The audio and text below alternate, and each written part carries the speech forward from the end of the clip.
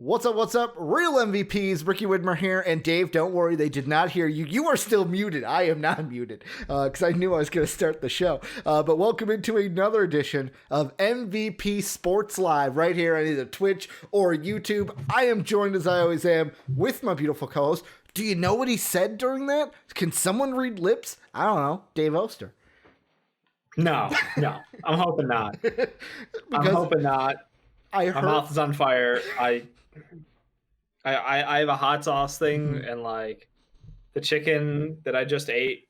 I mean, you watch Hot Ones, right? El Caliente, like, yeah. I had to be in like the 7 to 8 range. So the bomb, is that the bomb category? Yeah, but the bomb tastes like ass.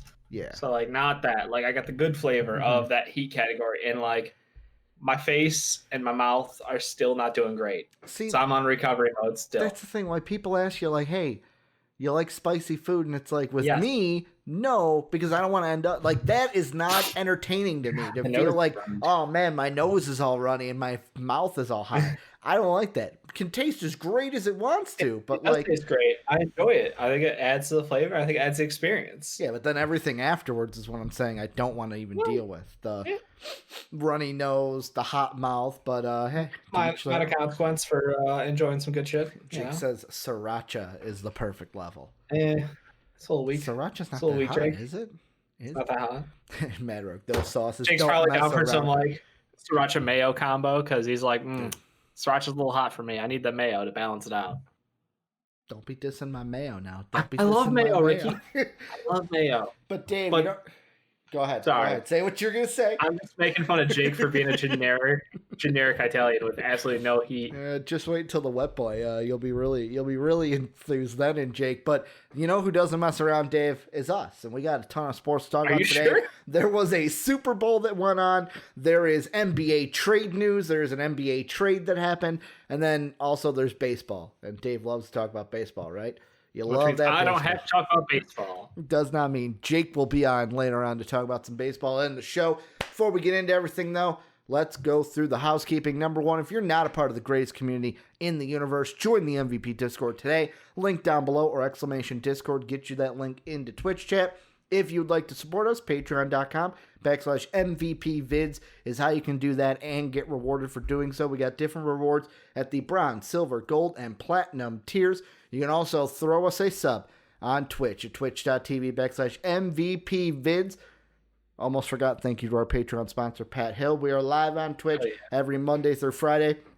We are also on YouTube at MVP Sports. So go ahead, like, follow, and sub at all those two places so you never miss anything from MVP. Our show is also sponsored by MANSCAPED, but we will definitely get into their greatness later on. And Dave, first thing we have to talk about, or rant about basically, because for me it's just going to be ranting, is I guess there was a Super Bowl yesterday that happened.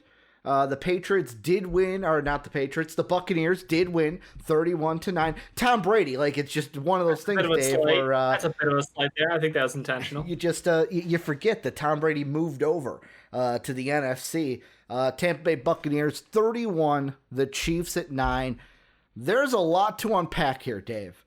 A lot of fallout. You got the refs and their shenanigans. You've got the MVP and their shenanigans. There was some shit going on between Tom Brady and the Honey Badger last night that came out today.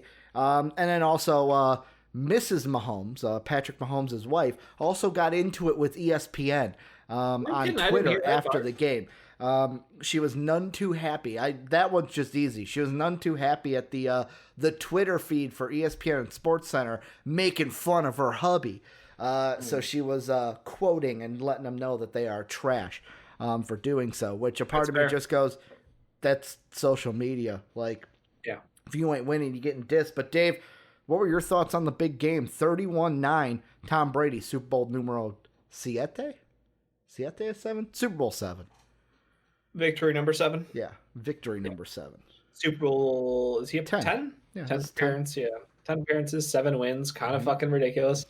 Tom Brady, greatest player of all time in football history. I mean, it's hard to say anything outside of just this was a game that, we talked about how it was going to go down. It was, can Patrick Mahomes understand, read, and adjust to the pressure that Mm-hmm. defense is going to bring to him. And he couldn't.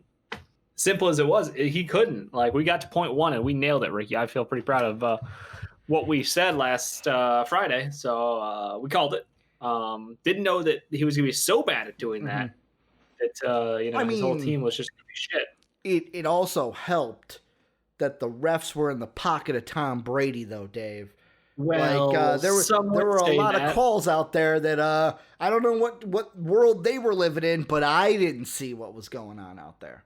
Someone would say, the refs were a little impartial, being that the Chiefs did have the most penalties against in the first half of a Super Bowl game, and I think they only had one against the Bucks, if I remember correctly. Yeah. Overall, it was 11 penalties for 120 yards against the Chiefs, 4 penalties for 39 yards against the Bucks. Yeah, so that's by the end of the game. So yeah, that's pretty embarrassing. Really, yeah, the refs did make a big difference in that first half of the game, but honestly, like, that was a very close half of football, and then the second half just did not feel. It felt very unenthusiastic. I had a hard time staying in it because I think at that point we were all outraged at some horrible ref calls. Well, and I mean, like, that's the thing where it's numerous sides I've seen where there are some people that are like, yes, they were holding and it was the right call. Bullshit, you're wrong. The middle part of, well, like for the ones on Gronk is such big of a guy, so they have to do something. They were just getting called for holds. It's like, okay, I see where you're going from. You just don't want to commit to the right side. And for me, there were some penalties. I'm not saying all 11 were not there, but it's funny that, like, every single time there'd be a good play for the Chiefs, that yellow fucking laundry would be thrown out on the field. I mean, there was the interception that didn't happen. The interception that didn't happen. Probably the only one that I can think of that was, like, actually a good call was on the field goal. I guess it did look like the Chiefs' line was a little bit curved on the edges. So, okay, onside kick call. But, like, at that point, there were so many flags anyways that it was like, this is not just the one linchpin in the game, to where it's like, this is where I go, and this is any sport for me, Dave, to where I absolutely hate it, where we get to a final game, we get to a final series, depending on the sport, and it's like, in those moments, I feel like the refs are supposed to swallow their whistle, to where it's like, hey, if it's egregious, go out there and call it. But, like, this should be the moment where it's like, fucking let them play, right? Fucking just let the guys play. I 100% agree with you. I think this should have been a game that they let them get more physical on. None of the penalties were on plays that really, in my mind, were game-changing, game-changing issues. Like you said, the holding, the off-ball calls that was happening on the other side of the field. Like, shit like that is what gets me angry. It's like, just swallow that. Like, we don't need to deal with that. Like, it had nothing to do with the play. It had zero outcome. It had zero effect. He wasn't going to get the ball. Like, none of that matters. Don't waste all of our time and, take back from the defense their job there. So I think that's really the frustration, was just, we knew it should have been closer than it was to start, but you do have to admit, like, that pressure, that fucking the defense front is just insane. That leads me into my second point, Dave. How did not one defensive player from the Bucks get MVP? Devin White, Shaq Barrett, JPP, any of them, fuck, even Ndamukong Suh, one of them deserved to be MVP. Am I wrong? Because this was a huge debate in the Discord last night of, yes, I get the point of, like, ooh, Tom Brady, 7 rings. Yeah, it's great. He's the GOAT. We get it. We get that they're also not in the Super Bowl without him. But the Super Bowl MVP is not about what you did all season. It is about what you did in this game. And for me, I think it's a bigger deal that this defense held Patrick Mahomes and the Chiefs out of the end zone all game. I know that Sean was saying all night, he's like, but Brady had 3 touchdowns. But Brady had 3 touchdowns. But Brady had 3 touchdowns. It's like, yeah, it doesn't matter. If Patrick Mahomes is scoring, it don't matter that Brady had 3 touchdowns because he's probably losing. Like, that to me is the bigger deal, that this defense was able to keep Patrick Mahomes out of the end zone, where when's the last game he had no touchdowns this season? Probably never. Not this season. I don't think he's at a start where he hasn't thrown a touchdown, Ricky. I think this was his first game where he started. He didn't throw a touchdown. It's pretty fucking wild. But the problem is you can't just give it to the whole defense, you know? I would have And given the it other to thing, Shaq Barrett or Devin White. They would have been my well, two that's because you had favorites. a bet on one of those players winning something, but No, I had a bet on JPP. you had bet JVP. Yeah, Okay, JPP, okay. $5, $400. To be fair, Pat Mahomes did throw a touchdown. It literally bounced off of his player's helmet. Yeah. He was going full Matrix Mm-hmm. and just fucking slung it.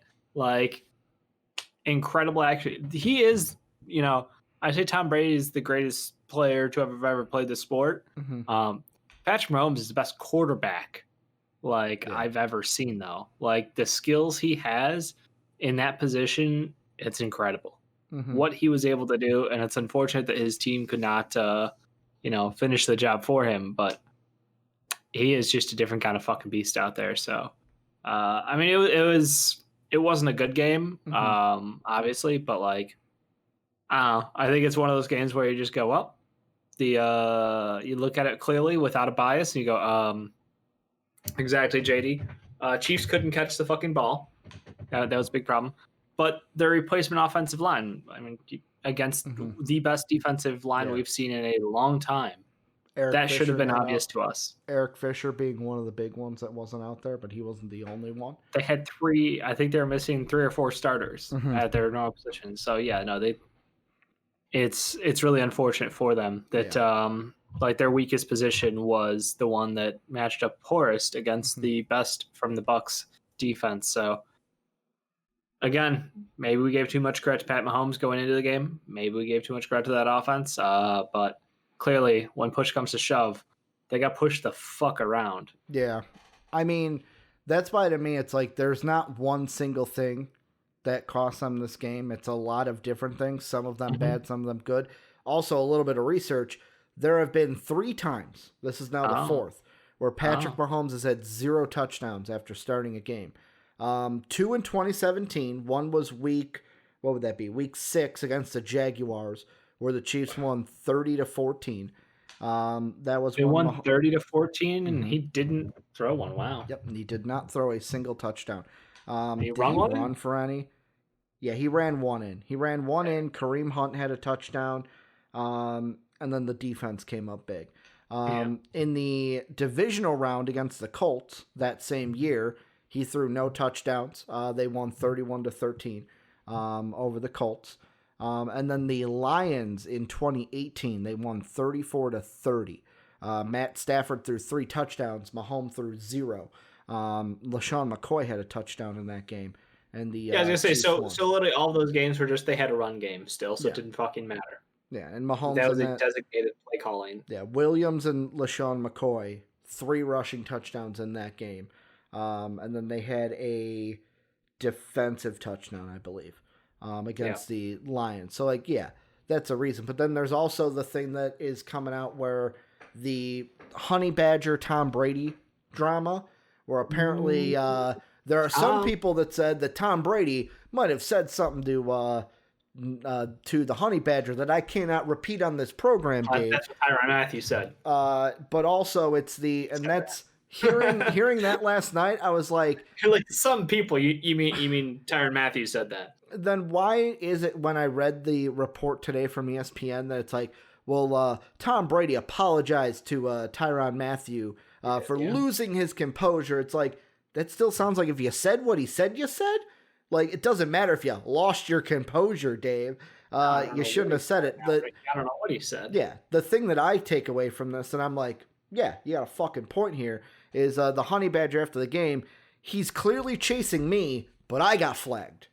Yeah, that is what we all, I remember when that happened, I was yelling at the fucking TV at the refs. Yeah. Because it's some bullshit. It's a clear bias, and it's you got to support the shield. And oh my God, can you get further up the NFL's ass than Tony Romo's tongue? I don't think it's possible. I don't think it's possible. That man... Love Romo, but you're right. Normally people love Romo. But the fucking fake outrage from Tony Romo over the peace sign right back at you, motherfucker. I could not believe it. I thought that was so fucking beyond. Like, get off your goddamn high horse. I All game understand it's been like, that's a good call, that's a good call, that's not a bad call, that's a good call. just all night. That man was brown nosing. Yeah. Also, I hate CBS, by the way, because they have Gene Steratore as their like rules official, and like when they brought him in for one of the penalties, and he was like, that's a good call. It's like, so it was a bad call because whatever you say, the opposite is true. Usually, you're wrong by a lot, by a large percentage. But Dave, moving away from football, we did have basketball news that happened this weekend. Well, hang on. Matt got a quick follow-up question. What do you say? What do you say? If you're the Chiefs now, what do you do? Who you trading? Who you trying to sign? I don't think you do any of that shit. I think you got the best team in the NFL. You just didn't have your offensive lineman there. So when your offensive lineman comes back from being a doctor in Canada, helping to save the fucking world, and everybody else is healthy on that offensive line, you'll be fine. Is this a serious question? Is this a serious question, Mad Rogue? Because you're right, do nothing. Like, there's a part of me that wants to go, is Mad Rogue being sarcastic here? Is he doing the traditional, like, blow it up, like the Bulls fans? Blow it up, man. We're a losing team, blow it up. You don't do anything. Like, you're the best team. You just didn't have, like you said, I'm going to reiterate everything you just said. You didn't have your offensive line out there that was able to have a great defense on the other side that had great players do great things against you. And that's what you need sometimes. You need a full team. You can't just win it on your own. Basketball, you can. Football, you absolutely can. Go ahead and draft another offensive lineman in the first couple rounds. Draft a backup wide receiver. And that's about it. I mean, that's... I hear some people saying you might have to find a new punter, though. I don't know. Maybe McAfee comes out of retirement. He did make a mention, but he was going more for the Tampa Bay side. He's like, I could join Tom down there. Jesus. Wouldn't have to deal with COVID next year, hopefully. Would not have to deal with COVID. Hopefully. But Dave, the real big news that we'll get to from the NBA is there's a trade that went down this weekend, Dave. Did the Pistons get anything? No. They just got a bag of potatoes and a second-round pick. Sorry, Dennis Smith Jr. Used to like you when you were in college, but you haven't done anything since. You stand that man so hard? Well, he was a great college player. Like, he played amazingly in college. But in the NBA hasn't been so much. The Knicks sent Dennis Smith Jr. in a 2020 second-round pick, which is Charlotte's pick, over to Detroit. Derrick Rose back in New York to play with good old Tommy T. Dave, I'll ask you right away, what do you think Derrick Rose coming back to the Garden, where apparently he did not like his first stint there, but is it going to be different now because Tommy T's there with him? I mean, he's on a better team this time around. Mm-hmm. The dynamic of the team is very different. His role on the team is very different this time around. So I think that he understands, what he's going to be asked to do. And obviously he's in a much better place mentally than he was the first time around, where if you guys remember, he did take a unexcused, I guess is the right term. Absence. Yeah. Unexcused absence, where he just kind of disappeared for a little bit, went back home to Chicago, spent time with family. People didn't know where he was. He didn't text the coach, he didn't text anybody. No notice, really. Yeah. This is kind of sketchy. But no, he's in a much better place now. I think it'll be a good setup for him. Obviously, we make the jokes about Tom Thibodeau stalking this man through his career, never letting him go, trying to use up all of his legs left. So yeah, there's some concerns about durability, but you know what this does mean? What? Derrick Rose is a veteran leader on a playoff team. Mm-hmm. Food for thought much? Are they technically a playoff team? They are a playoff team. I mean, they're in the hunt. Everyone's in the hunt. They are a playoff team. Yeah, they're the 8th seed. Fuck, I didn't realize over the weekend they went, because they were at like the 10th when we talked on Friday. They actually that's right. They are now, them and Toronto are tied. Toronto plays tonight, obviously. Cleveland, Chicago are a half game back. Both those teams play tonight. But Cleveland's probably losing. They're playing Phoenix. The Bulls, we'll wait and see. I know Russ is sitting tonight, but Bulls might find a way to lose. Toronto is playing Memphis, which they're favored to win, but anything can happen there. And I think it's in Memphis. Knicks are the only ones not playing. Hornets are a half game ahead of them, but Hornets are playing tonight also. Yep. But I mean, I love the joke of the Bulls subreddit made it. Mad Rogue is saying it. New York Bulls, New York Bulls. There were people in the subreddit Discord that were like, do you think that Joakim Noah comes out of retirement? You know, Luol Deng's a free agent. Like, you just bring them all back, man. Bring them all back. Find a way to trade for Kyle Korver, because last night in the Discord, we think that he's still on the Bucks roster? Question mark? He is on the Bucks roster, yes. It does seem like that they're going to get JJ Redick.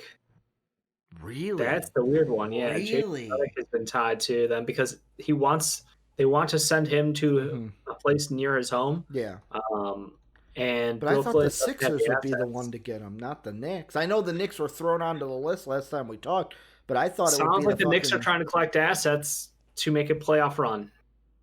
That was the rumor. That was the okay, they got Derrick Rose. What else they need to add? Well, shooting from the outside is always something. So yeah, I think this is a Knicks team that's very serious, and Tom is we don't take years off.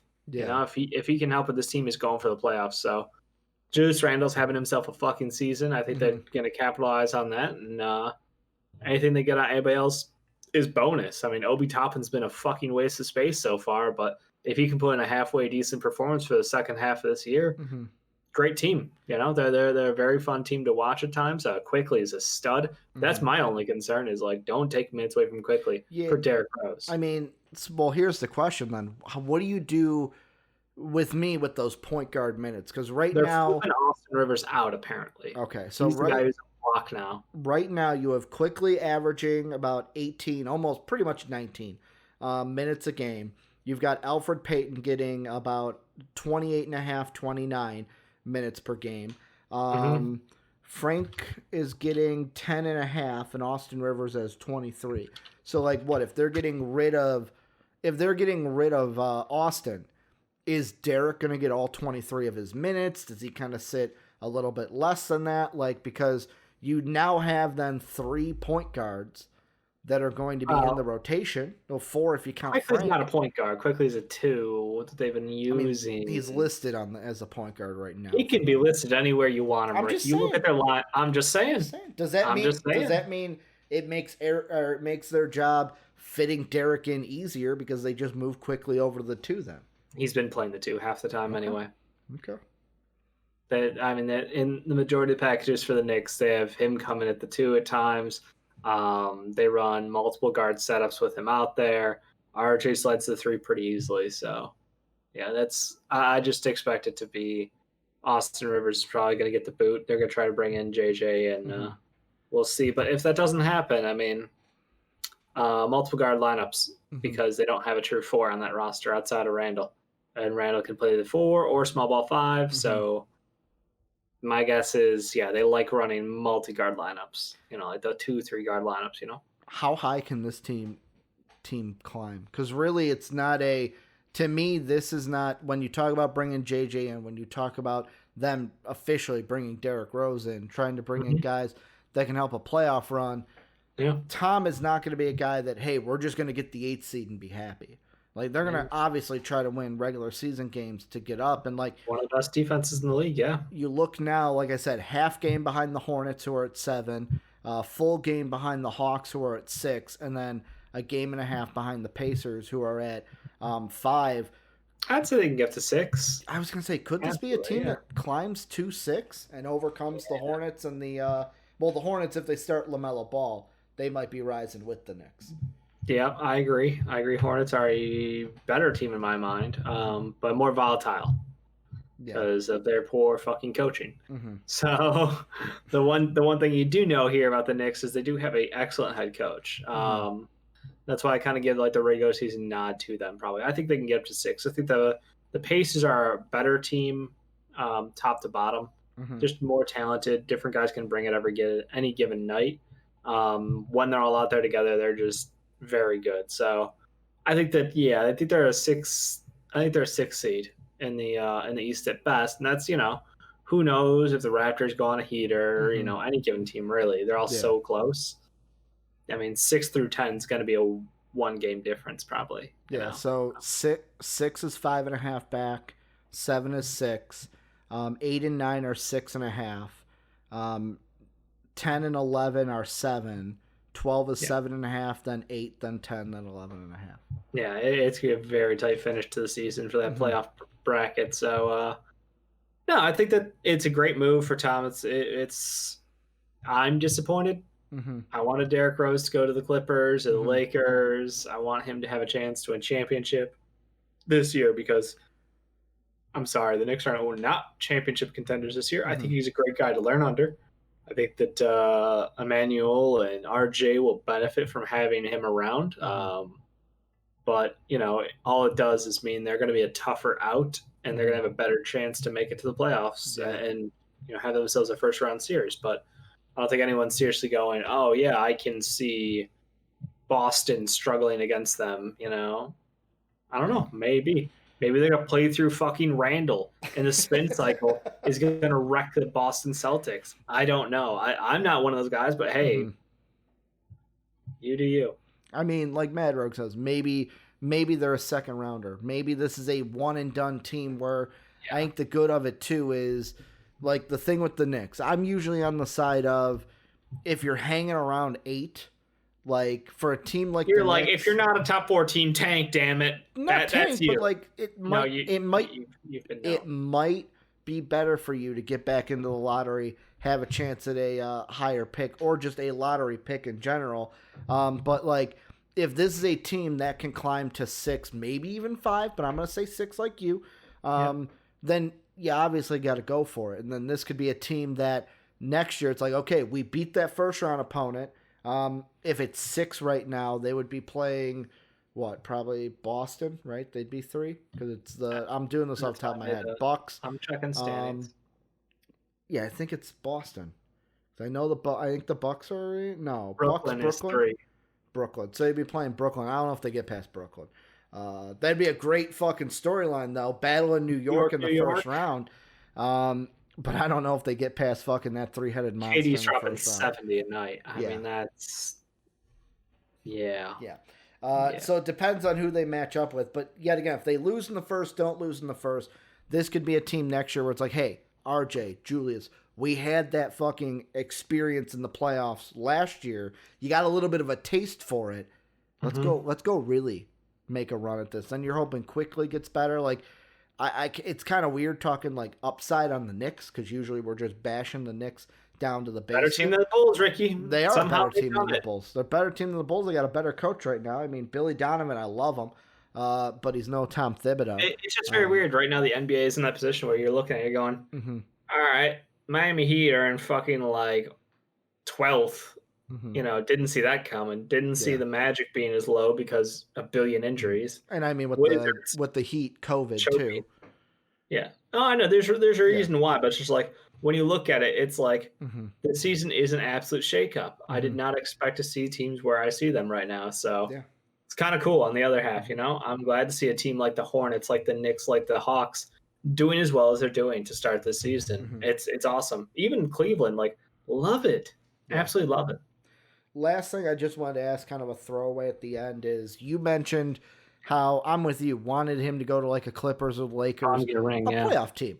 But at the same time, not playoff team, championship contender. There's a difference. Okay, a contender. But are we thinking there was no real interest? Because I know a lot of people are saying, how could Detroit take this package when a team like the Lakers, the Clippers, could easily give a low-ended first? Like, do you think the Clippers didn't want Derrick Rose? Because I know they were the two. When we talked Derrick Rose, it was Knicks and Clippers about a couple weeks ago.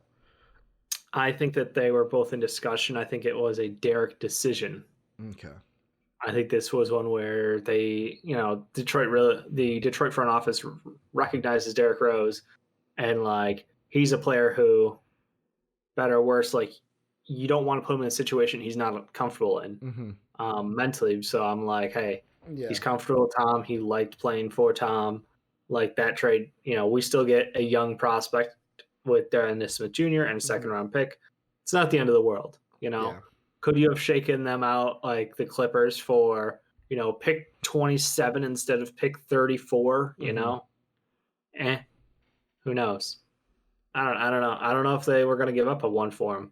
Sounds like they might have bigger priorities. They did say that both Papav and Lou Will are on the market, though.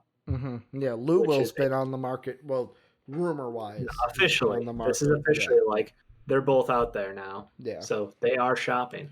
Is any team going to want Lou Will or Pat Bev? I know it's probably a stupid question, but...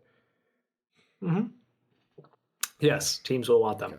Okay. The other thing, Dave, we'll get into more trade rumors going on, but first we got to go into our favorite segment. These are the dampest of dudes, the shyest of shooters, the moistest of men, sometimes the mistiest of misses. These are our wet boys, players of the game that happened the previous day. In this case, the previous weekend, we had guys that popped off. We have girls that popped off. We want to give some love to all of them. How it works is Dave gives a wet boy, I give a wet boy. And then the patrons at patreon.com/MVP vids also get to vote for a wet boy as well. Dave, I'm going to do what I always do. I'm going to kick it to you. Who's your wet boy? February 8th, 2021. I am going to go with De'Aaron Fox today. It was a excellent weekend for the Kings. They have been on a 4-game run, and Fox just played really, really well. So when you can carry a couple games, he had a big performance, then balanced down by his earlier one, but whatever.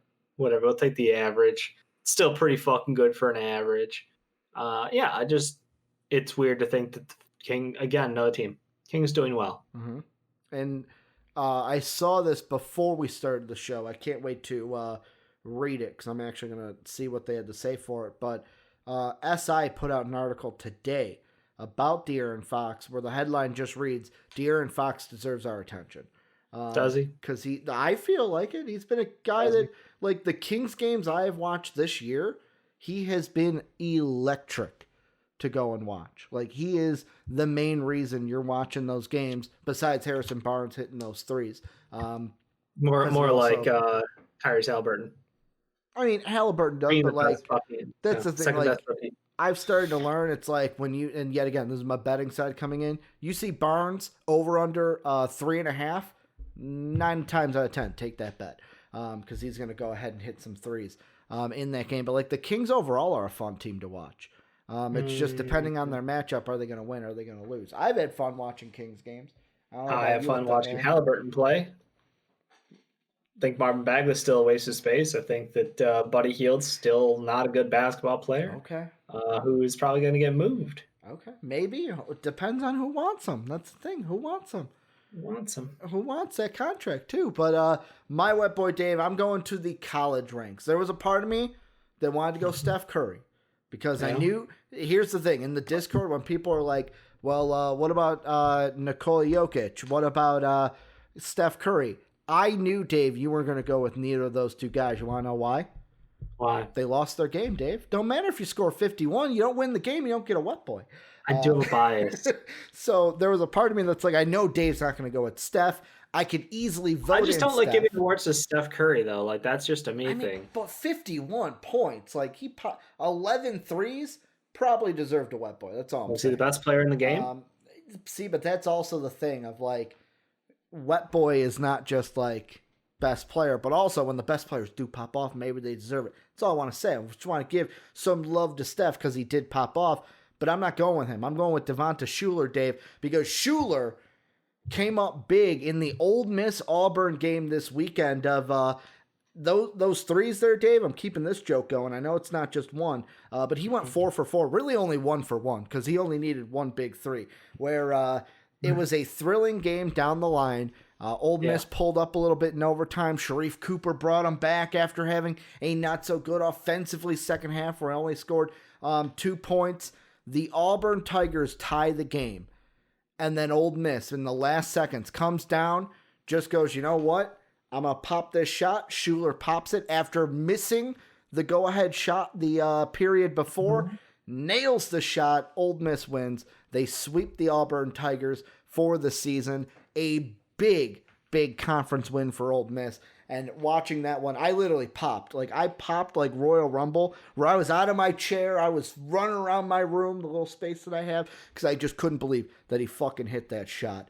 And like you were talking a little about it in the Discord, where it was like, it was also one of those things where, it was over your boy Sharif Cooper, but it was like Cooper couldn't. Yeah, Mr. 15-14. Yeah, it's a little. Just the casual 15 points, 14 assists, 3 steals. No biggie. Dave's like, gotta defend my boy because I feel like there's some slander out there. No biggie. But he will be your next starting point guard for the Chicago Bulls. Don't worry about it. I hope he's good. That's all I say. I hope he's phenomenal, actually, Ricky. Okay. I'm just gonna say at the next level, I hope he is good. Literally the next. He's on the Bulls. The last passer as good as him in college was John Morant. Okay. That's all I'm saying, Dave. Just don't want to get y'all angry about fucking. Oh, I'm already angry, Ricky. I'm already angry. Dave, if you're already angry, this one's gonna really excite you because the patrons. I'm just gonna say it, and I want you to react to it. I want the full Dave experience. T.J. McConnell. T.J. McConnell, mostly for his he had 15 assists on Friday's game. Pacers. I feel like rounding numbers for individual performance games is probably a bad idea. Like when you have two games and one is the standout game of the weekend. 11 assists overall is not bad for a weekend. Like for a bench point guard in 2 games. Yeah, I would say that fucking 11 assists for a bench point guard is pretty fucking good in 2 games. It's only 4 assists, Dave. Like that's a big deal. That's a big deal. We mention it.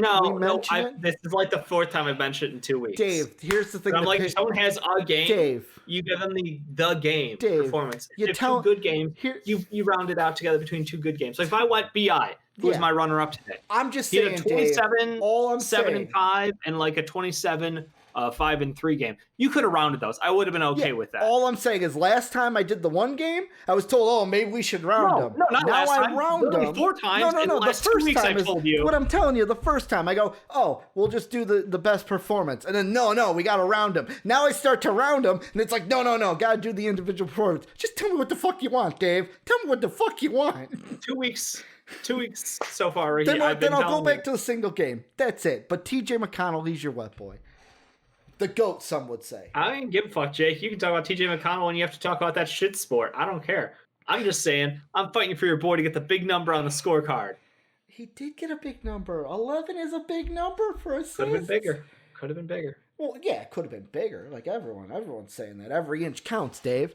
But yet again, 11 assists is pretty big for 2 games over the weekend for a bench point guard. Backup point guard out there, you know? Yeah, it is. It's pretty big. Now, the 7 points, that's the thing where it's like, that's why I feel like Eric is going really, because Eric's, I think, hating this wet boy. But yeah, T.J. McConnell, your wet boy. His job is not to score, though. No, I know. That's not his job to score. His job is to be uber efficient and move the ball, and he does all that. And to be a glue guy, Dave. And to be a glue guy, and to steal inbound passes. Because that's his jam. T.J. McConnell lives to steal inbound passes. He had 2 steals. He averaged 2 steals over the weekend. He averaged 2 steals. Pretty damn good for an average over 2 games. You could have had 4 steals. I mean, that's pretty damn good. Or I just do total stats and I just total up all the points. I'll just total up all the points. Like if they have 2 50-point games, it's 100 points that weekend, Dave. I'll just do the total for the whole weekend.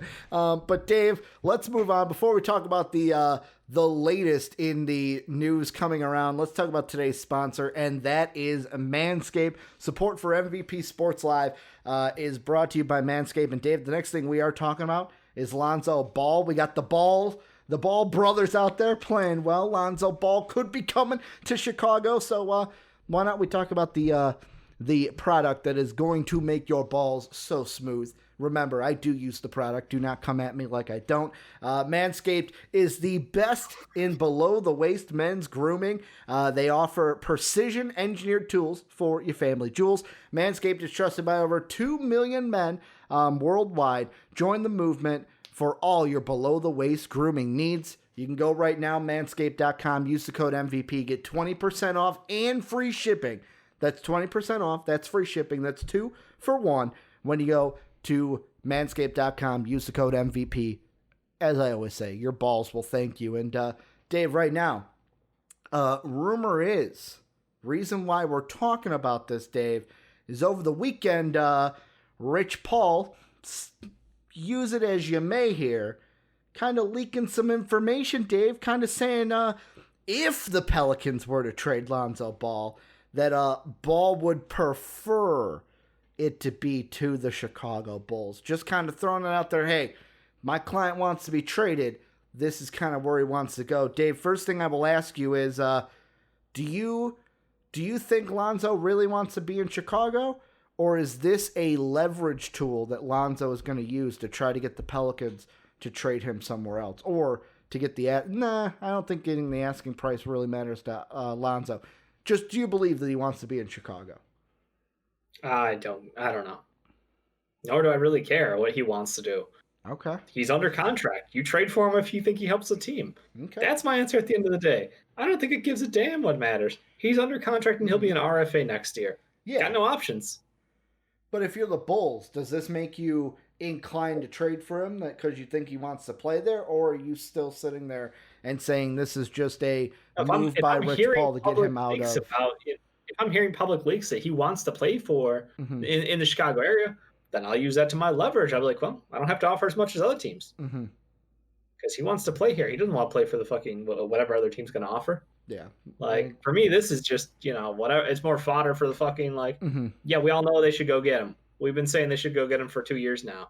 There's no difference. Yes, they should go get him. What do you think gets the deal done? Because for me, the other thing that plays into this, too, is it was announced over the weekend that the finisher, Lauri Markkanen, Dave, is going to miss now another 2 to 4 weeks with a shoulder sprain. So yet again, this season for Lauri is it's painful just for like me. Every other season. Because it's just like he's not playing it. He comes in, he takes 2 steps forward because wow, he's playing really well. Then he gets injured and then he's out. So there's a part of me that's like, there's a part of me that goes, I know that everyone in our Discord, we were talking about trades earlier. It's like there's a part of me that does not want to give up a first for Lonzo, unless it's like a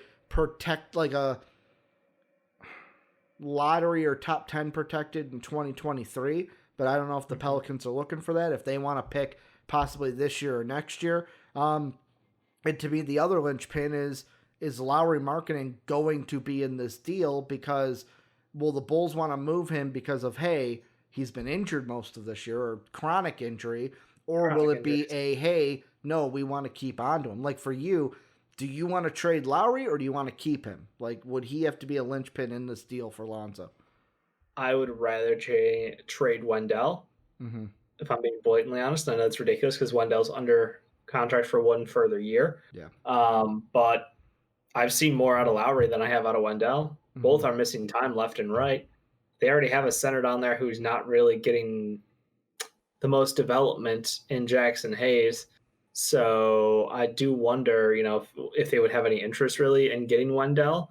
Maybe they could try Wendell at the 4. I don't fucking know. Like, it seems like at times, as of recently, Zion plays best at the 5. Yeah. So who knows what they really want for their starting lineup? But as far as young assets go, yeah, I would give up Wendell over Lauri. Yeah, 100%. Yeah. Give up Otto Porter too. I know that doesn't help for contracts, but I would do it. Yeah, right now working because I'm working the trade machine. Steven Adams and Lonzo Ball for Wendell and Otto Porter and restricted first. This year? Who knows? This year? Not this year. Fuck this year. You're not touching this year. Yeah, so lottery protected 2023. That's the one I've been throwing out there. Sure. That's fine. Why not 2022? Because I like the draft class should be good in 2022, right? Like, aren't we talking really highly about this class and next class? It's the next 2 that are supposed to be like really good. That's why I'm thinking like 2020. Because like 2023 is Bronny. Yeah, but here's I think 2023 is a more stacked class than 22. But here's also the 22 thing. has Chet. Yeah. But 23 should have like Amoni Bates and Bronny and Wenby. I can't pronounce his name. Yeah, but the 7-footer who's in Europe. Here's the other thing I'm thinking is I'm okay being this year and next year. I'm okay being in the lottery. If we're still in the lottery by 2023, shit's hit the fan.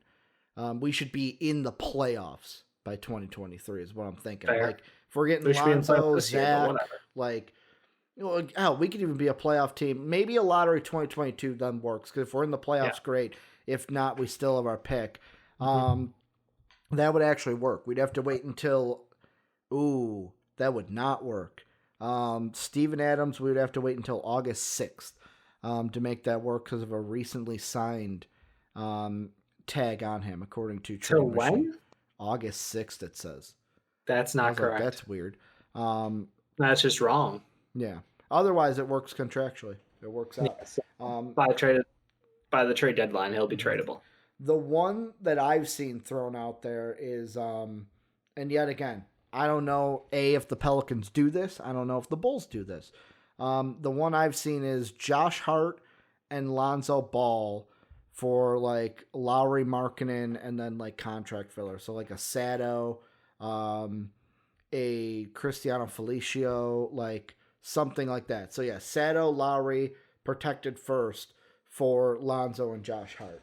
Why do we want Josh Hart?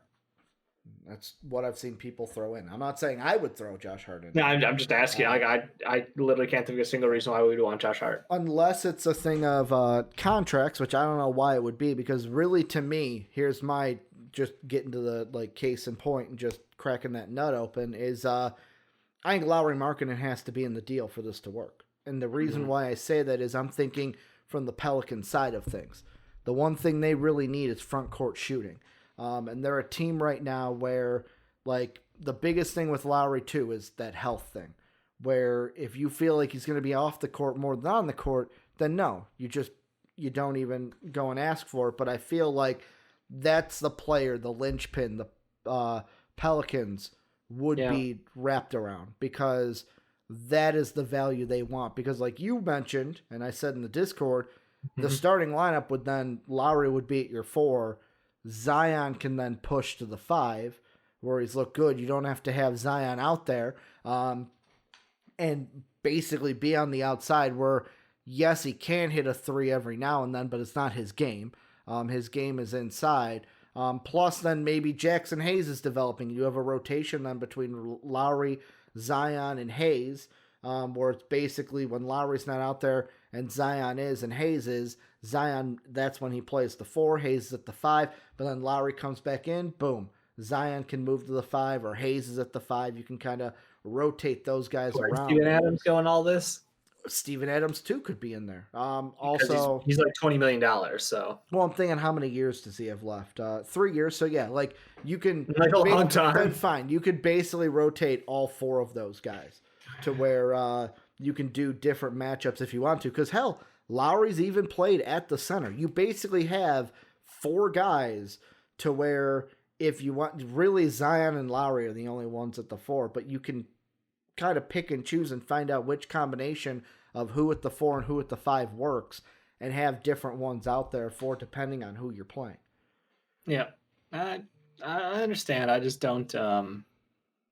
Would you trade Lowry for Lonzo? As a Bulls fan? Yep. No, I wouldn't. Like, and that's where I feel like the deal stops. Is I feel like the Pelicans, the only one on this team that they would want is Lowry Markkanen, because like Zach LaVine, but we're not saying he's off the table. Kobe White, Satan be gone. Kobe White. Maybe. If we got Ball and another future asset for Kobe White, would you do it? I would, but yet again, it's the whole thing of, so here's what I'm thinking about for the Pelicans is obviously Kobe then would be the, first off, he's the backup to Kira, right? Or is he the, like, because here's what you got here. No, he's the starting shooting guard. Well, yet again, they've got Eric Bledsoe under contract for 3 years. He's their point guard. And they've got, so then he's the starting point guard, Kira's the backup, and then Kobe's at the 2 is what you're saying? Yes. Okay. Eric is their starting point guard. Okay.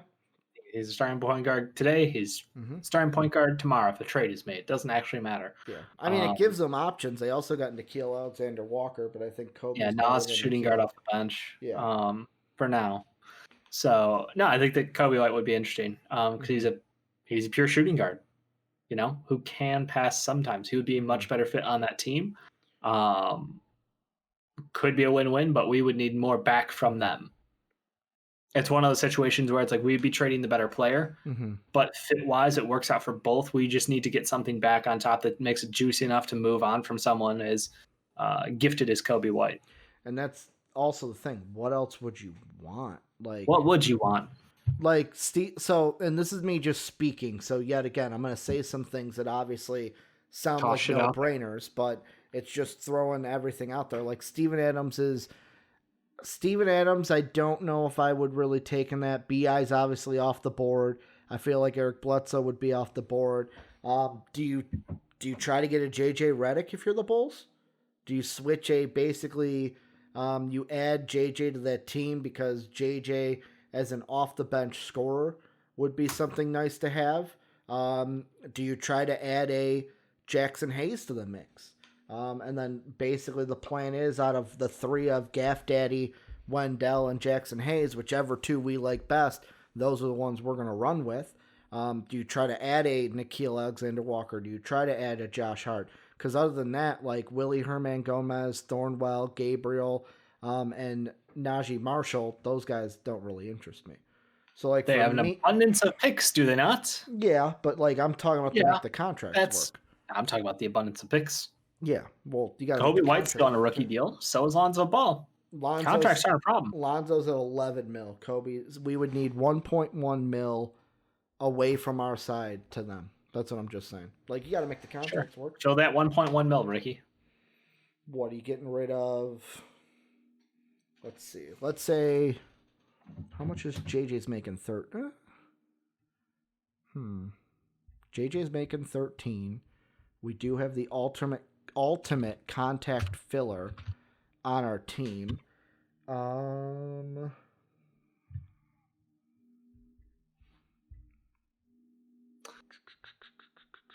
think you're this year's pick or next year's pick. If you're the Pelicans, which one are you trading? I don't know. I'll just throw in a pick. So basically the trade I've got is JJ and Lonzo for Kobe, Felicio, and Tomas Satoransky. Are you making that deal if you're a Bulls fan?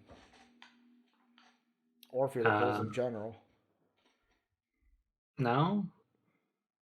I don't. I mean, JJ, the whole thing with JJ is they want to trade him home. So yeah, good point. That doesn't achieve that goal. Good point. So he'd be off. I mean, there's no reason we care about Felicio at this point because he's on the final year of an expiring deal. So that's valuable to us. He's in there for he was in there because the JJ Redick would have been $13 million. So that fills some of the contract. Like, it just depends on, like you said, what do you want in that deal? Like you were saying, oh, we're giving up Kobe. Are the Pelicans going to have or want to trade the piece that we would want because we feel like Kobe is the better player? Like, that's the only reason. And that's the reason why I'm kind of sitting there thinking, yet again, if I'm the Bulls, and this brings it all back up. Kobe White, Luke Cornett for Lonzo Ball and a first. That would probably, that would work. That would work. That's all I'm saying. Just one first is what you're trying to get? Or, yeah, because then you're basically, by giving up Kobe, it's them giving us a first rather than us having to give up. Right, they're giving us a first rounder.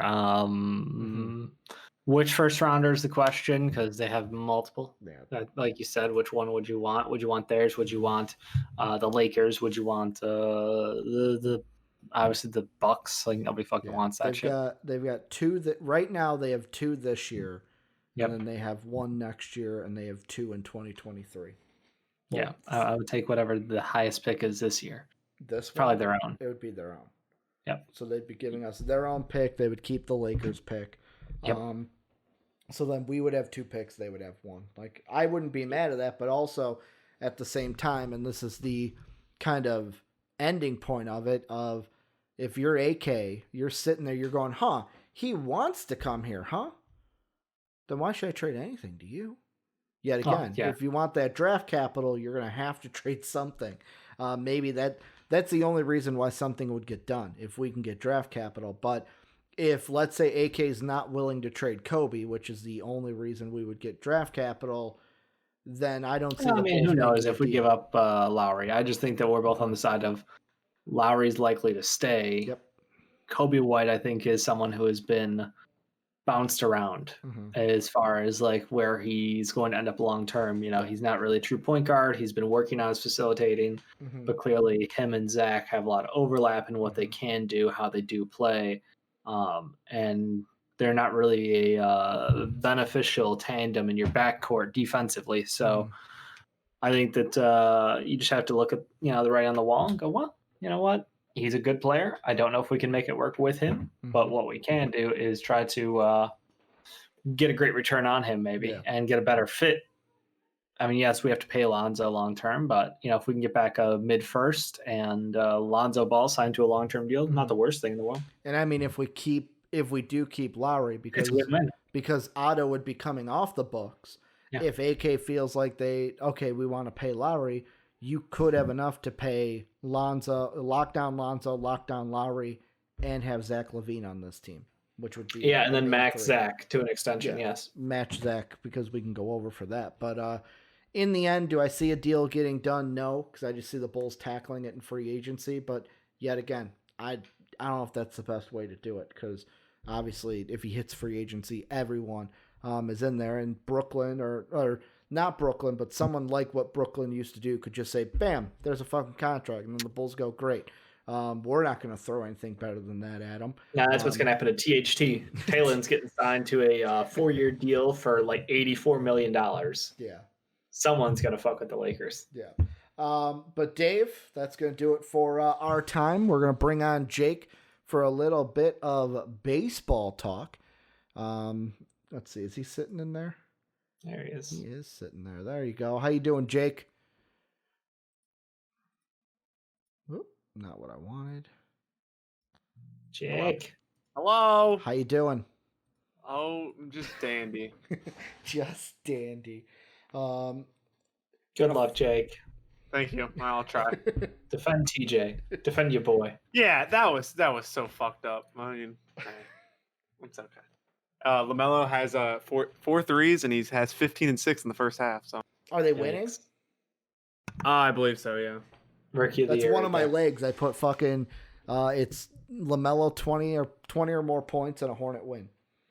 Hold on. He was like 4 for 6 from 3 already. So that works for me. Yeah, he's a guy. That's what it is, He's a guy. He's a guy. He's a guy. Well, he does guy I'll catch you later. things. Enjoy. Hey. Bye. Jake, before we go on to baseball, I will let you defend yourself. Defend TJ. Not really yourself. Defend TJ because I don't have to defend TJ. I can just is this my parade to say how right I was about him and go ahead. I'm giving you the floor. He's had 14 straight games off the bench of 6 or more assists. Hey, Malcolm Brogdon's having his best career year. Why? Because he plays with TJ McConnell, and TJ McConnell gets him more spot-up shooting opportunities. It's just TJ McConnell he's a glue guy, and he's a glue guy who's going to get 6 or more assists every single game. Okay, but remember, you don't want him on the Sixers, right? Yes, I do. You don't want him back on the Sixers, right? I never said we never should have let him go. Okay, because Joel and Ben, they're just too impressionable. Or they're not impressionable, right? I'm trying to remember what the Discord conversation was. Yeah, Ben's obsessed with sex. That's what I remember. That's all I got from that conversation. Quick question: where did that come from? Was that something that someone said in the Discord? Was there like an article that someone's pulling that from a report? Did I miss something in there?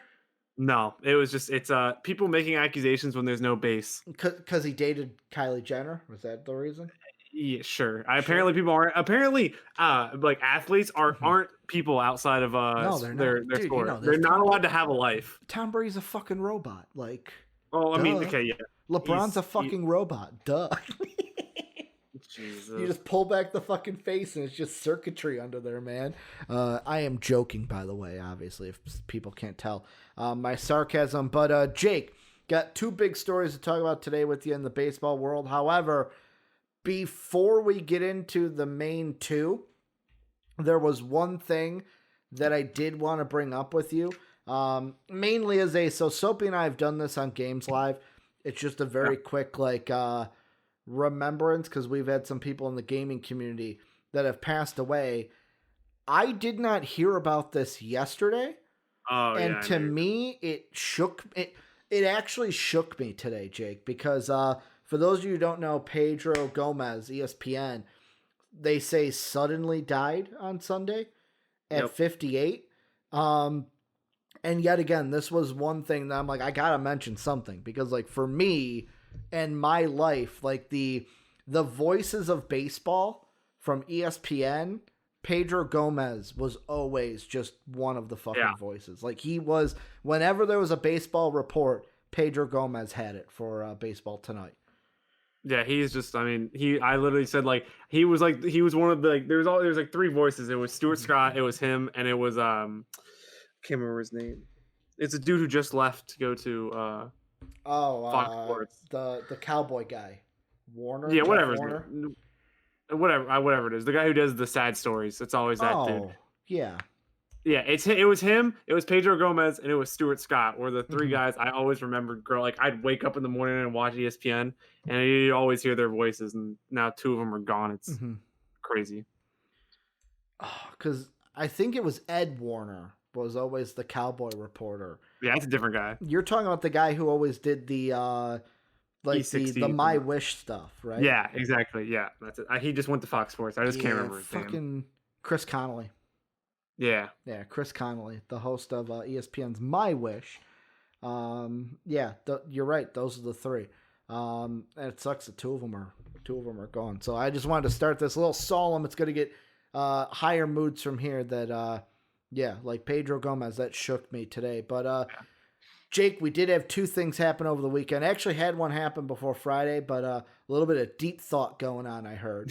On your side. Long week. I was like, you know what? I'm not going to wait for him. We'll talk about it on Monday. So we will get into the Trevor Bauer news because more of it came out over the weekend. But there was a trade that happened over the weekend, Jake, where so the Oakland A's and the Rangers made a deal that basically sends Elvis Andrus, I hope I said that right. I even fucking spelled the card wrong because I even put an A. Yeah, in his name. Elvis Andrea. Yeah, that's what you put in the tweet. And then basically, well, no. My autocorrect, it was Elvis Andrea.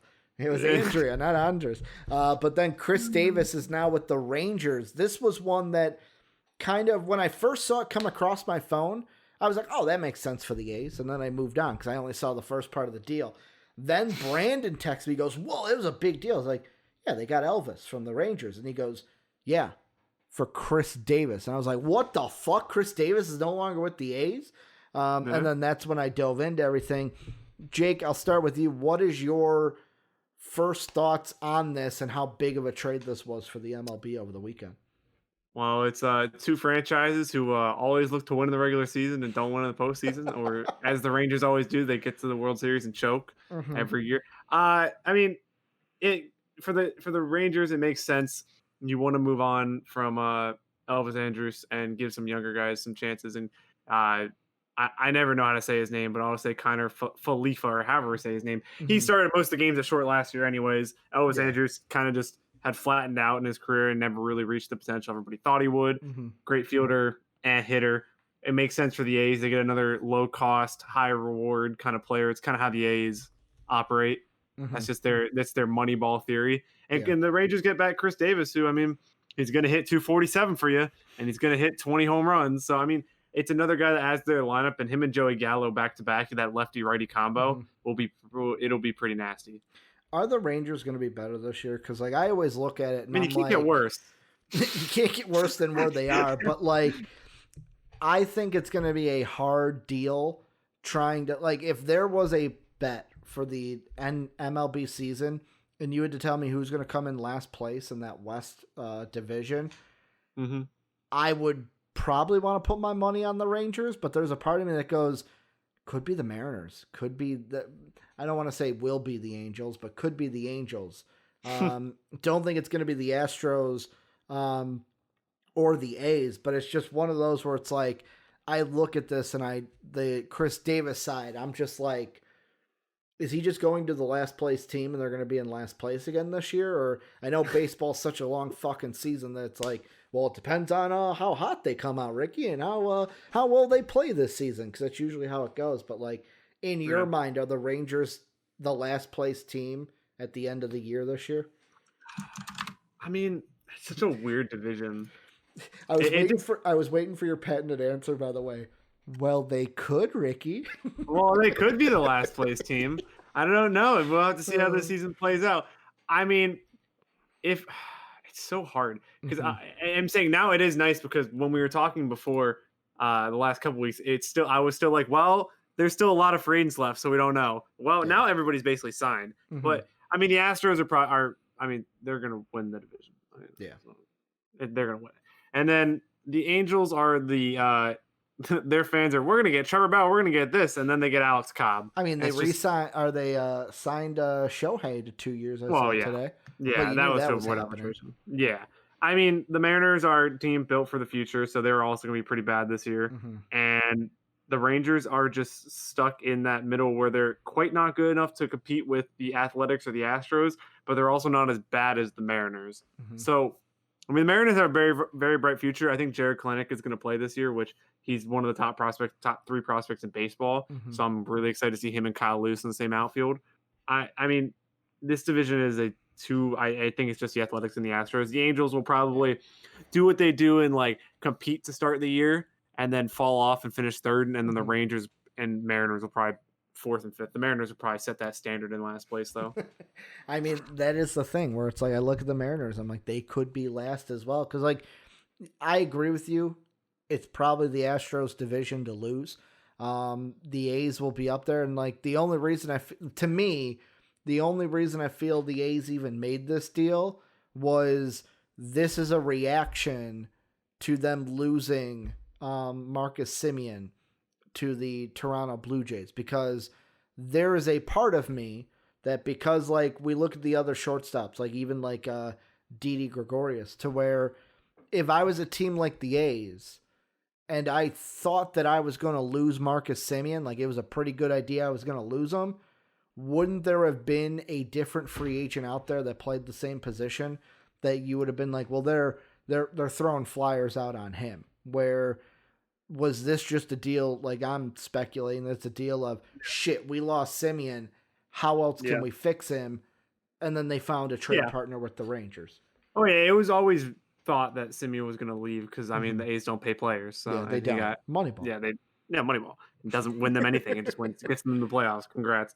It's one of those things where I sounded like Soapy there. Soapy's out there. It's one of those things. It's one of those things, man. They were never going to be able to afford any of the shortstops out there. I don't think I'm not, and I won't lie, I'm not an expert on the Athletics. I don't think they have any big shortstop. They have Noose, but they don't have any big shortstop prospects. So you knew they had to go out and get somebody. So giving up a guy like Khris Davis isn't that big a deal when you have Piscotty and Ramon and Canna. It's not a big deal for them. He was their DH. They'll be able to find somebody else to plug in at DH. It's not a big deal. So getting Andrus is big for them because it's just weird. The Athletics are always a team that are there, but they're never going to be good enough to win because they don't pay their players. Because their lineup is going to be basically Sean Murphy behind the plate. Matt Olson at first. Then Tony Kemp second, Chapman at third. Now Elvis is there at shortstop. In the outfield, it'll probably be Piscotty, Canna, and then Ramon. Right? Yeah, Ramon. Yeah. And then basically it's now their question is, I guess it's a different question of like who's going to be the DH, because wasn't Khris Davis the DH? Yeah, and they'll find somebody. They have different guys they'll plug in to figure it out. It's very not hard to find a DH nowadays. It's easier to find a DH than it is to find a fucking good shortstop. And that left side of Chapman and Andrus is going to be so much fun to watch defensively. So I mean, it's a good move. They stay solid in second place in that division, which is probably what they wanted. Yeah. And Khris Davis, how many years is he locked down for? Because Elvis is, contract-wise, Elvis is 2 more years on a player op. Well, this year and then a year in a player op. Khris Davis is a free agent at the end of the year. Do you think he re-signs, or are we talking about him next free agency? He'll probably talk about it. It depends with the Rangers. The Rangers, so he'll probably want to go somewhere and win. Yeah, I mean, he'll probably want to go somewhere and actually win baseball games because he won't experience much of that this year. And now that I say that, they'll probably just go and fucking... Beautiful stadium, though. Beautiful new stadium. Beautiful new stadium that looks like a fucking toaster. It does. It's a great stadium. It does. But in MLB The Show is a great stadium to play in.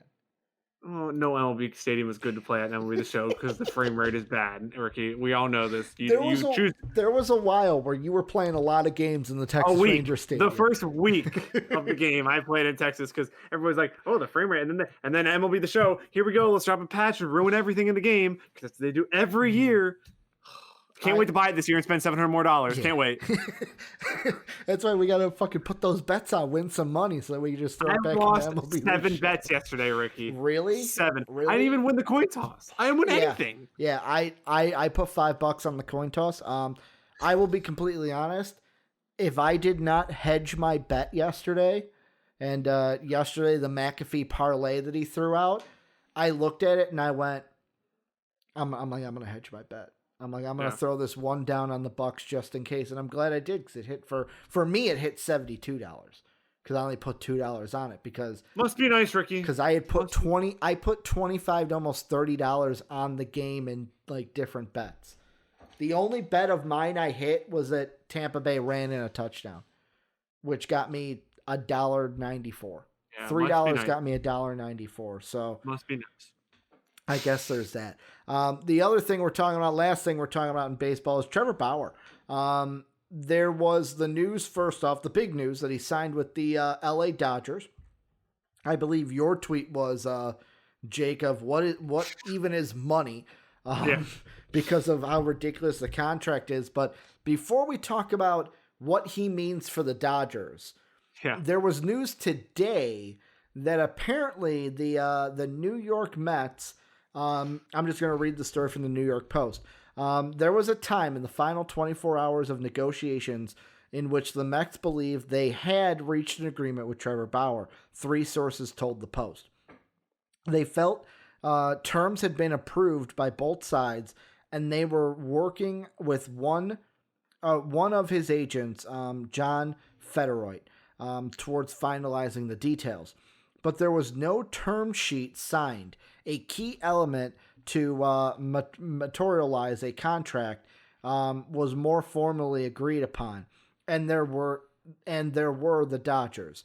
And by Thursday night, the Dodgers had gone from lurking to pouncing, beginning the final push that would result in them landing the best starter in free agency on Friday.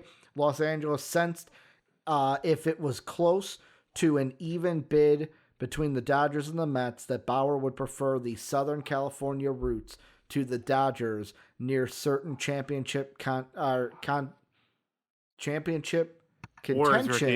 and modern pitching program. What are your takes on this? Do you kind of feel for the Mets, or is this something to where it's like you got to get them to sign that sheet, my guy? Hey, Mets gonna Met, right? Am I right? I mean, how did Fred feel about that today? Well, we'll get into this, but Fred and I have pretty similar feelings about the Mets and Trevor Bauer. Okay. I think I said it on the show on Friday. I thought paying him more than $30 million was too much. Mm-hmm. He got 40 first year, 45. He is the highest paid player in the MLB. I'm sorry. He's going to be their third pitcher.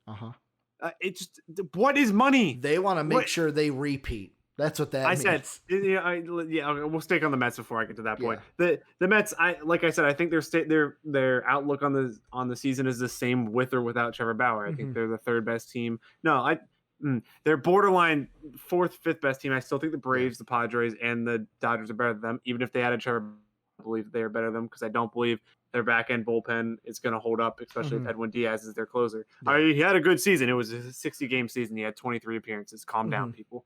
The Mets are good. They're not great. I think they need a year more or two to keep building the team they have. What they need to do is before spring training starts, you need to have Francisco Lindor signed to a new contract for 8, 9, 10 years, however long you want. So you traded for the man. Now just get the deal done. The Mets are the Mets. They're Mets gonna Met. Well, and you said it. Like, the thing that I take away what you said is with the Dodgers, like, they just, like, when I saw the $40 million, I was like, they want to make sure they win the World Series. Because, like, we've been talking, like, the way you win the World Series is pitching. And now, he's going to be their third starter. They're going to have 4 starters. What? Hold on, I was going to say, last time we talked about the Dodgers, I don't know if he's in the Twitch chat today. I was told the Dodgers don't make short-term improvement, and they wouldn't sign Bauer. And I said, Trevor Bauer seems just about like a Dodger move. And he's like, and whoever it was says, they don't make these kind of moves. They only make long-term success moves. Well, they just signed Trevor Bauer to a 3-year deal with opt-outs the first and second year. And the reason why I look at this is you look at this team, what, the last, let me see here. The last, 5 seasons? This will be 6. I'm going to fact check myself really quick before I say something that isn't right. 2016. Yeah, that is right. So basically, you look at this Dodger team. 2016, 2017, 2018, 2019, and 2020. That is 5 seasons. They've either been in the NLCS, 2016 lost to the World Series champion Cubs, 2019 lost to the world champion Nationals.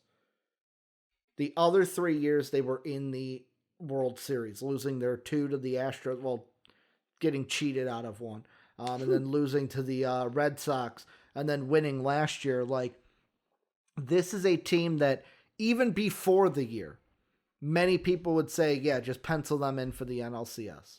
They are that good of a team. Now with the pitching moves that they've made, now bringing in Bauer, I look at this and I go, if they make the World Series, like, the only team in my mind they have to get through, Atlanta Braves fans, cover your ears, is the San Diego Padres. If they can get past the Padres and they are in the World Series, I don't know if there's a team on the other side that could go ahead and beat this team in a World Series. There might be an AL team that wins about 1, maybe 2 games at most against this team. I don't know how you're beating this team 4 times unless there's injuries. I put out a tweet also the one Bauer signed and said, "Good job, Padres. You tried.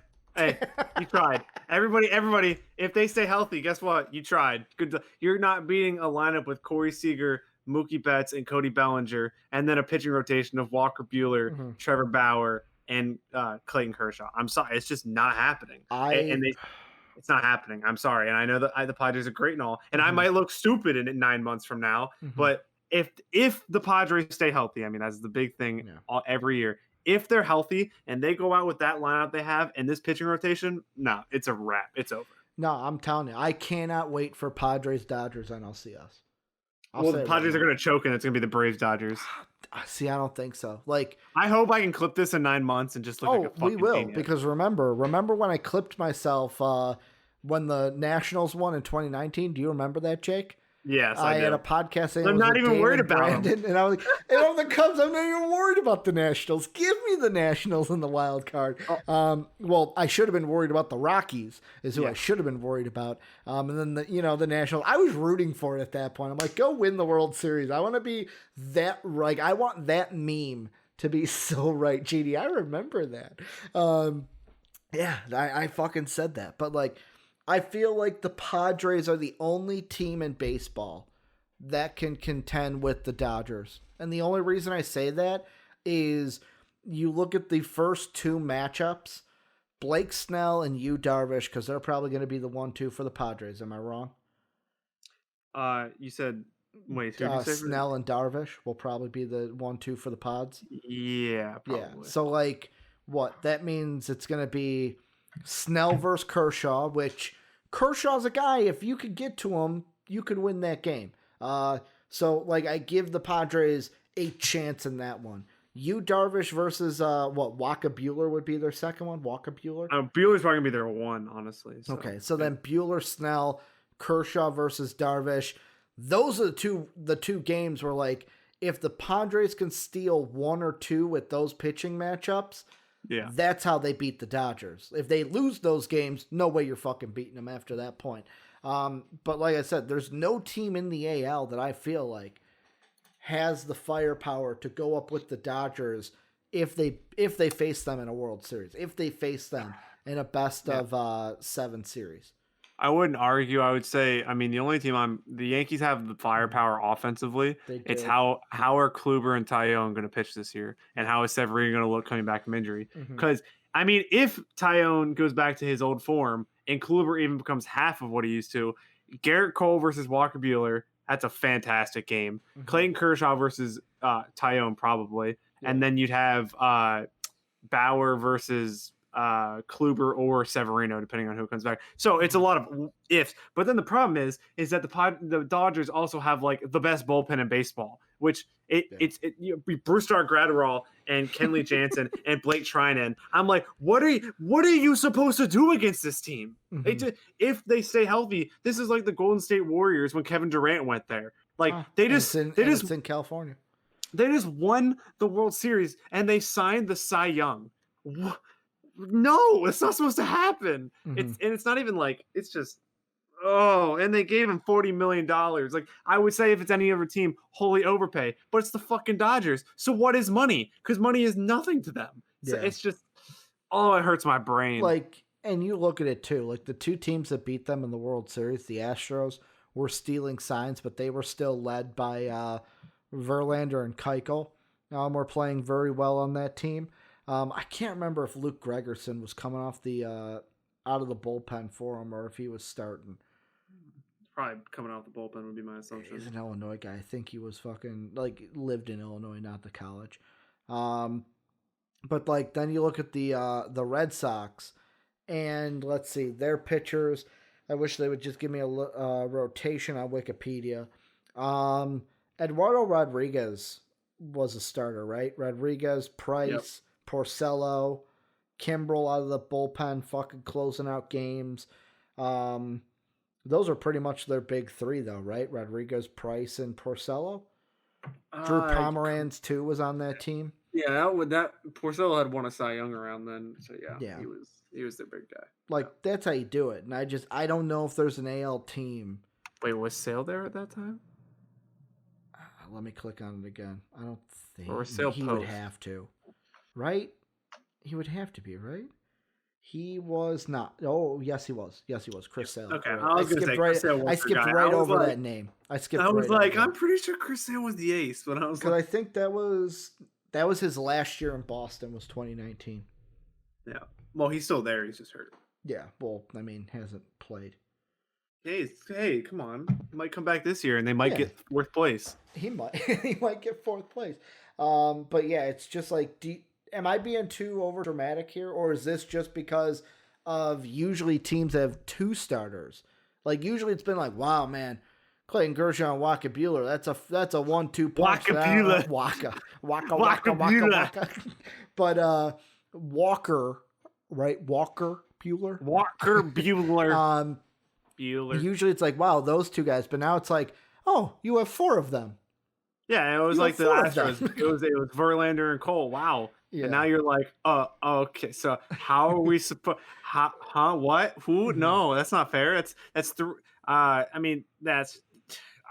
I'm out of words. The Dodgers. What did I say? The Dodgers only do good business. This is good business. They're like, the NL Cy Young is just sitting there in February. Hey, Trevor. Well, we have more money laying around. Okay, yeah, here you go. It's just and people. I want to say this too. People are like, now they're not going to be able to afford Cody Bellinger and Corey Seager. I say, what? Yes, they will. They're the fucking Dodgers. Yeah. If they need to pay, the cap don't mean nothing. There was no cap. I know. I was going to say, if they need to pay Corey Seager and Cody Bellinger, they don't need to pay Cody Bellinger until 2024. And Seager's after this season. They'll pay Seager. Kershaw will be gone by the time they have to pay Bellinger. And Bauer will probably also be gone. So, again, I bet you they re-signed their best players. And I would still think we talked about him last time. Justin Turner is probably still coming back to this team. Oh, I was gonna ask you about that because apparently there's an LA Times article that says Trevor Bauer signing could end Justin Turner's Dodgers tenure. It's the Dodgers. I'm not going to put it past them spending more money. So they could resign him. There's been interest from other teams from what I've read. So it could. I'd still probably put my money on him going back to the Dodgers just because. I mean, why wouldn't he take? He's already made enough money. Just go win another ring. Yeah. I mean, that's literally what's going to happen. And not wear a mask too. Remember that. And also have COVID and not wear a mask. I'm telling you, Jake, my mom doesn't watch sports much unless it's like she watched the Super Bowl yesterday, and that's probably all the sports she'll watch. I still remember when I came up after that game, and she was like, I need a Twitter. And I'm like, why do you need a Twitter? She's like, I need to tweet about that baseball guy who wasn't wearing a mask when he had COVID and his coach has cancer or had cancer.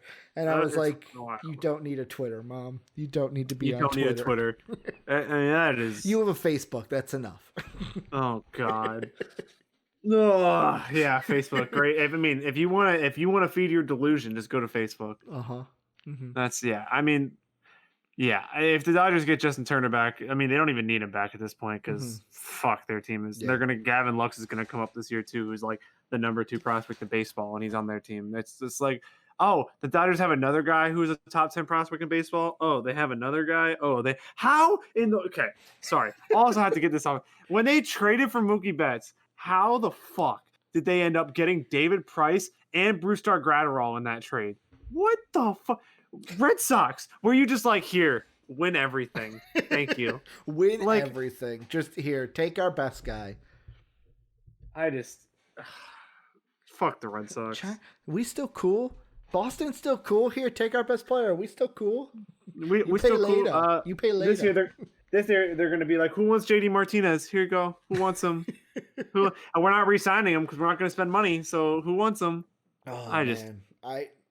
I'm going to ask the question because it's the title of the video, but I feel like it's dumb.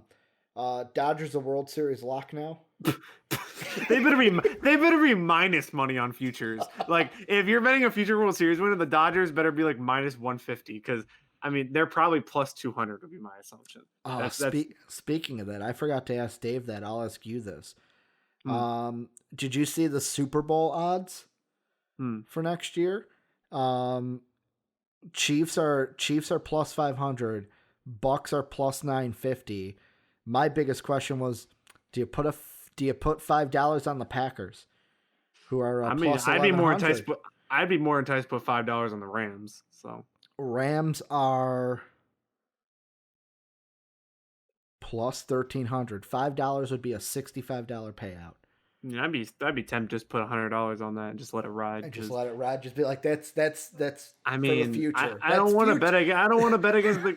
That's I don't want to bet Jake's problem. Listen, I already learned what happened with betting against Tom Brady last night. But I mean, the Rams with the best defense in football, adding an actual competent quarterback. I mean, maybe I'm overblowing it. Maybe I should put on the Saints and lose my money. You know? So I'm trying to get what Mad Rogue is saying. I mean, the theory is Mookie was given as an under-the-table punishment for the 2018 World Series for the Red Sox cheating scandal. Is that what you're trying to say? Is that what you're trying to say, Jake? Why couldn't the Ricketts do this and say, "Oh, that's the Cubs"? No, I mean, the theory is Mookie was given I don't know. That's because like they were a part of like the cheating stuff, but I thought it was the Astros that had it worse.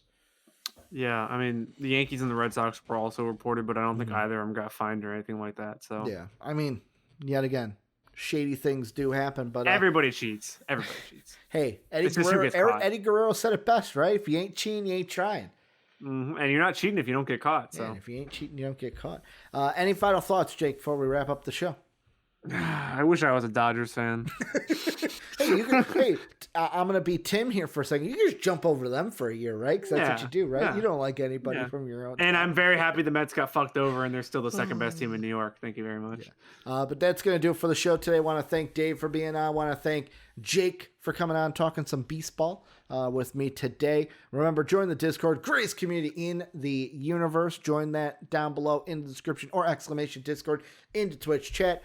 If you'd like to support us, patreon.com/MVPvids is how you can go ahead and do that. You can also throw us a sub on Twitch, where we are live each and every Monday through Friday, twitch.tv/MVPvids. We are also on YouTube at MVP Sports. Thank you guys for being as great as you are. Thank you, Jake, for talking baseball with me today, being our special guest. And we'll catch y'all next time. What do I usually say? Have a good day, everybody. There you go.